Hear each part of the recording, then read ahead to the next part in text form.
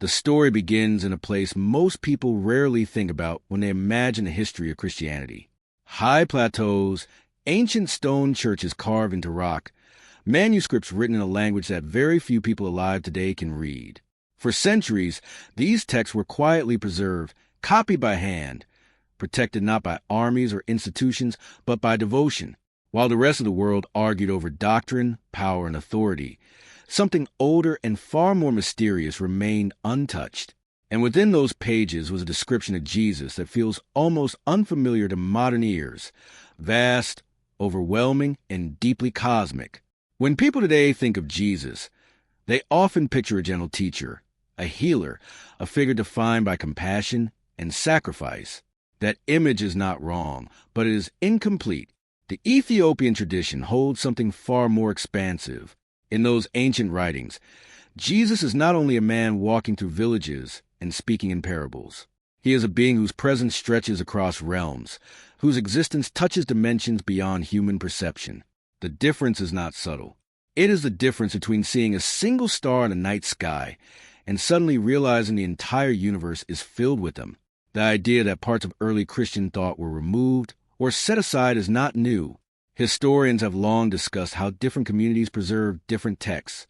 But what makes the Ethiopian collection so striking is its completeness. It did not follow the same path as Western Christianity.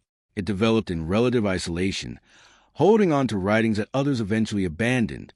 Over time, this created two very different ways of understanding the same central figure. In the Ethiopian perspective, Jesus is not limited to a single timeline. His life is not just a sequence of events: birth, ministry, crucifixion, resurrection. Instead, those events are seen as intersections between the human world and something much larger. His presence is described as moving through layers of reality, interacting with forces and beings that most people never even consider. The result is a portrait that feels less like a historical figure and more like a bridge between existence itself and its source. One of the most striking elements in these texts is the emphasis on scale. Everything feels bigger, deeper, more intense. Jesus is described not only in terms of what he did, but in terms of what he is. Light, fire, authority, presence. These are recurring themes, not metaphorical in a simple sense, but symbolic of something that cannot be fully contained in human language. It is as if the writers were trying to describe something they knew could never be fully explained. This creates a tension that runs through the entire tradition. On one hand, Jesus is deeply human. He experiences pain, speaks directly to people, walks among them. On the other hand, he is something far beyond human. The Ethiopian texts do not try to resolve this tension. They embrace it. They present both aspects at once, allowing the mystery to remain intact instead of simplifying it. That difference alone changes how the story feels. In many modern interpretations, the focus is on relatability. The goal is to make Jesus understandable, approachable, easy to connect with. But in these older writings, there is less concern about comfort. The emphasis is on truth, even if that truth feels overwhelming. The result is a version of Jesus that inspires not just love, but awe. Another key element is the idea of hidden reality. According to these texts, what people saw during Jesus' life was only a small part of what was actually happening. While he spoke to crowds and performed miracles, there were deeper processes unfolding at the same time. Interactions with unseen realms, shifts in the structure of existence itself. The visible story was only the surface. This perspective transforms familiar events. The crucifixion, for example, is not only a moment of suffering and sacrifice, it is also described as a turning point on a cosmic level. Something changes, not just in the human world, but across all layers of existence. The resurrection, in turn, is not simply a return to life. It is portrayed as a kind of victory that extends far beyond the physical realm. To modern readers, this can feel almost overwhelming. It challenges the way the story has been traditionally understood, but also opens a door to a deeper interpretation, one that sees the life of Jesus as part of a much larger narrative about reality itself. What makes this even more fascinating is how these ideas survived. They were not preserved through widespread acceptance or institutional support. They survived because individuals believed in them enough to keep copying them generation after generation. There's something powerful about that. It suggests that, for those who held these texts, their value was undeniable. Over time, the Western tradition developed its own focus. It emphasized structure, clarity, and consistency. It created a framework that could be taught, explained, and passed down in a standardized way. In doing so, it inevitably simplified certain aspects, not necessarily out of malice, but out of necessity.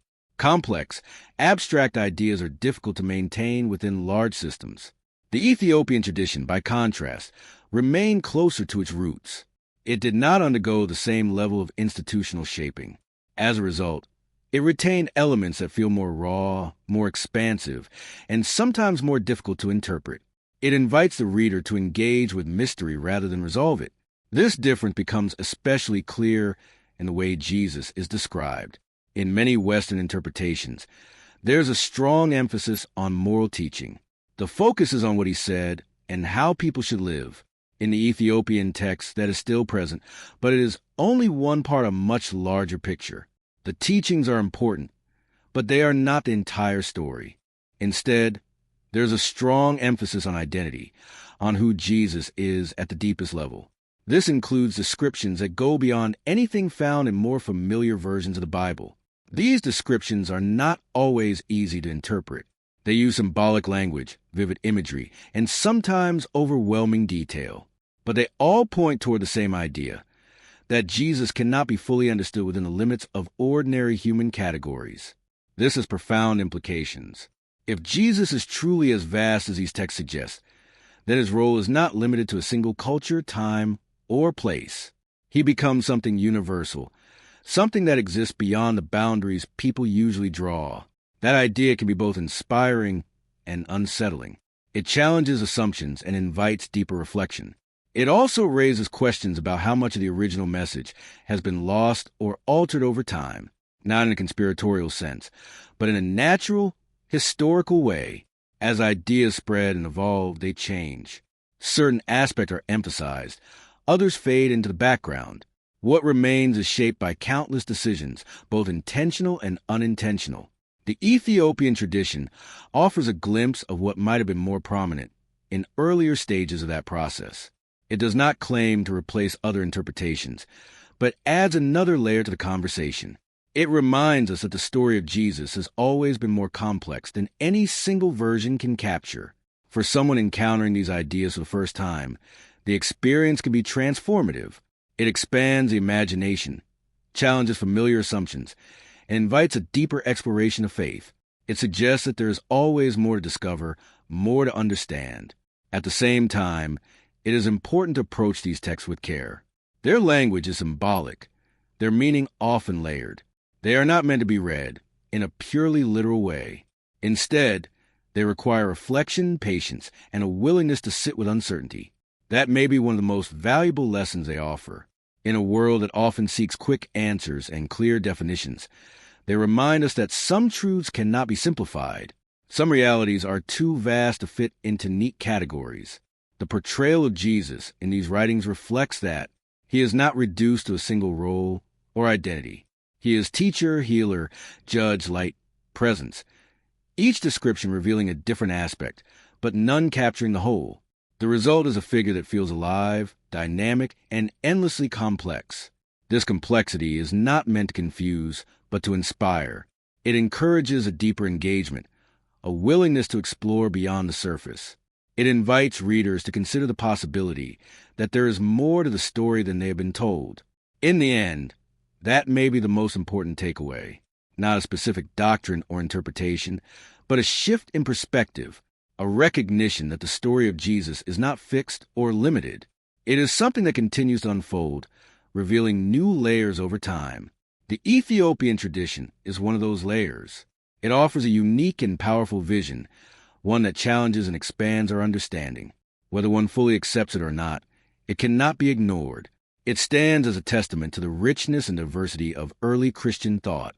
And perhaps that is the real significance of these ancient texts. Not that they provide all the answers, but that they remind us how much there is still to explore. They open the door to a deeper, more expansive understanding, one that goes beyond simple definitions and invites us into a much larger story.